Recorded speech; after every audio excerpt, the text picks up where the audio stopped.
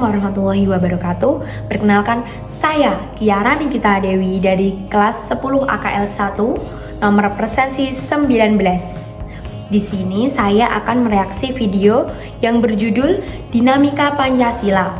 Berikut videonya. Kalau kita bicara tentang Pancasila, bicara tentang melalui Pancasila, bicara tentang pendidikan untuk Pancasila, maka kita bicara tentang knowing Pancasila, kita bicara tentang doing Pancasila, dan kita bicara tentang building Pancasila. 終始一貫、大東亜戦争の監視のために多大な努力を続けてまいったのであります。現地人権 Sahabat perspektif yang saya muliakan, dinamika Pancasila dalam kehidupan kebangsaan Indonesia itu berarti bahwa kita memperbincangkan tentang sejarah dari praktek Pancasila yang ada di negara kita.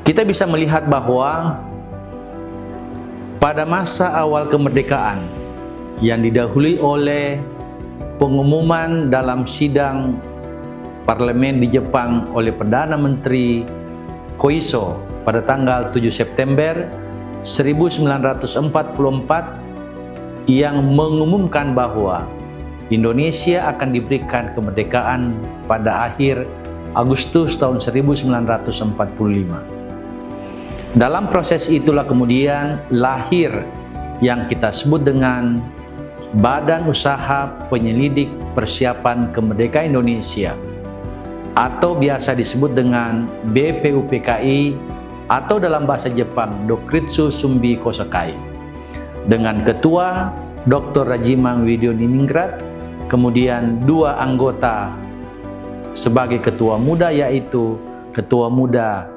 Ichi Bangase Yusio, dan ketua muda yang kedua adalah RP Suroso. Video berjudul Dinamika Pancasila dalam Sejarah Bangsa Indonesia ini mengulas perjalanan Pancasila sebagai dasar negara Indonesia, mulai dari proses perumusan hingga implementasinya dalam kehidupan berbangsa dan bernegara. Video ini juga membahas bagaimana Pancasila lahir sebagai solusi untuk keragaman di Indonesia dan bagaimana nilai-nilai Pancasila tetap menjadi pedoman moral dan ideologi bagi berbagai zaman, dari Orde Lama dan Reformasi. Ini sangat informatif karena menjelaskan sejarah panjang Pancasila yang tidak hanya tentang rumusan, tetapi juga tantangan yang dihadapi di setiap masa. Pancasila bukan hanya filosofi, tapi juga mengingat keberagaman Indonesia yang harus dijaga dan diaplikasikan dalam kehidupan sehari-hari.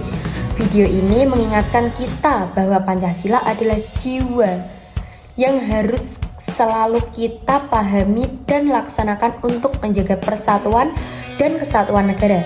Secara khusus, video ini menekankan pentingnya Pancasila sebagai dasar negara dan sumber hukum yang terus mengalami dinamika. Secara khusus, video ini menekankan pentingnya Pancasila sebagai dasar negara dan sumber hukum yang terus mengalami dinamika, termasuk peran BPUPKI, sidang-sidang penting, konflik dan kompromi dalam rumusan Pancasila, serta bagaimana Pancasila menjadi pegangan dalam setiap perubahan politik di Indonesia.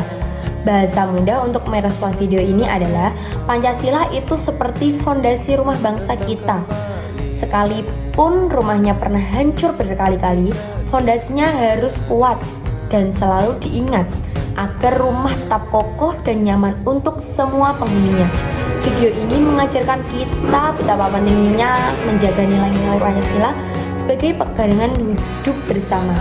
Oleh karena itu, video ini sangat bermanfaat untuk mengingatkan kita semua bahwa Pancasila bukan sekedar teori, tapi harus dijalankan dan dijaga agar bangsa tetap satu dan maju.